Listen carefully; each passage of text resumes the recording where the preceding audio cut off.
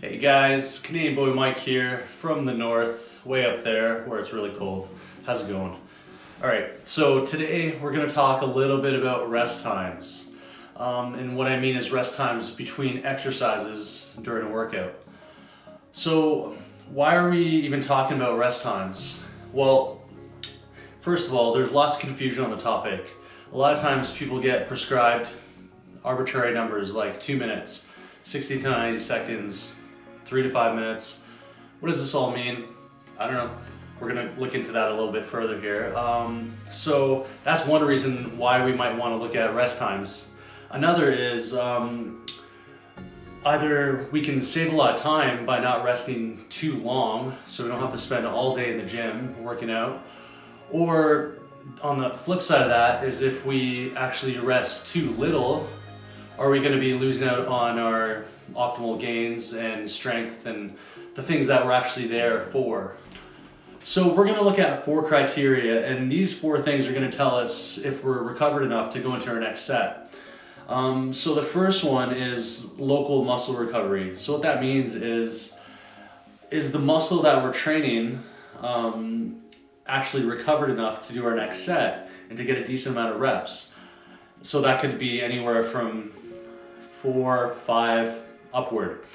So for example, if we were just doing bicep curls and we got 10 reps on the first set and we immediately 5 seconds later did our next set, are we going to get 1 rep or 2 reps? That would be a not recovered situation. So that's our first thing we want to look at, is the local recovery. All right, so the second is nervous system recovery. So what that means in a nutshell is, are we ready to do our next set? And that means mentally and emotionally. So if your nervous system isn't recovered and you just did, say, a set of squats, if somebody says, go over there, get another barbell and do another set, and you would rather just crawl into the fetal position and cry a little, then you're probably not ready. That's maybe a little extreme, but trust me, if you've really pushed yourself, you've probably felt like not wanting to do another exercise at all at this point, and then as you let time go by, then you start to get that drive back again. That drive is that nervous system recovery that we're looking for. All right, so next up, cardio-respiratory recovery. So what that basically is just your lungs, your heart. Are you too gassed to do your next set? So if you do your next set and the limiting factor is your lungs because you didn't wait long enough and it's not your muscles that you're trying to work, and that means we just didn't let that recover enough. So that's a pretty simple one.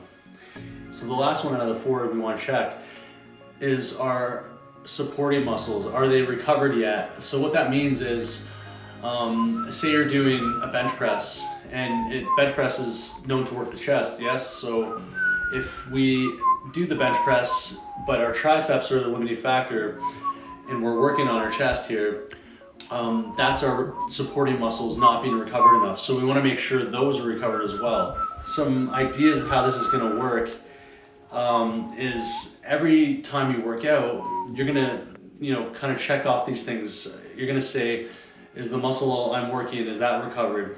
Is my nervous system recovered? Do I actually feel like doing the next set? Do I have enough willpower to do it? The third thing is my cardio abilities back again? So is my heart kind of calmed down? My lungs are calmed down? Will I be able to even breathe when I go through this next set? So these are the 3 things. And the last thing is any supporting muscles, like I gave the example of your triceps not being ready, even though you're working a chest exercise in the bench press, for example. So those 4 things we want to make sure are checked off before we actually do our next set. So it doesn't really matter what the exercise is, whether it's deadlift or a heavy squat, you could be waiting, say 2 to 5 minutes for any of these various things to check off at different times generally. And if it's, say, calf raises, it might only take you, 15 to 20 seconds to check off all those 4 things. So it depends on the exercise, definitely. And then what you can do, and I like to do this a lot, is set a timer to make sure you're not resting too little. Because too little, the problem with that is you'll run into the recovery issues that we just talked about, and you won't actually be able to push the muscle that you're trying to. So what I do is I set a timer, so I make sure I rest a decent minimum amount of time.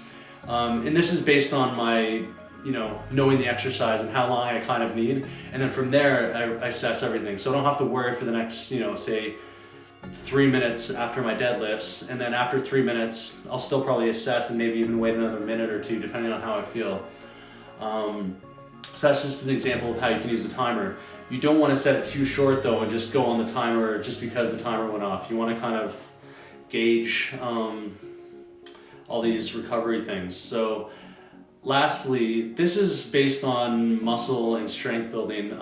If it's cardio that you're after, you should probably do some cardio modalities like running, walking, body weight training, or really light weights is fine too. But if you're using heavier weights or you're trying to build muscle and strength, you don't want to, focus on cardio being the limiting factor here. So again, we have local recovery, nervous system recovery, cardio recovery, and then lastly, supporting muscle recovery. So we want to check off those 4 things. All right, so this is basically rest times in a nutshell.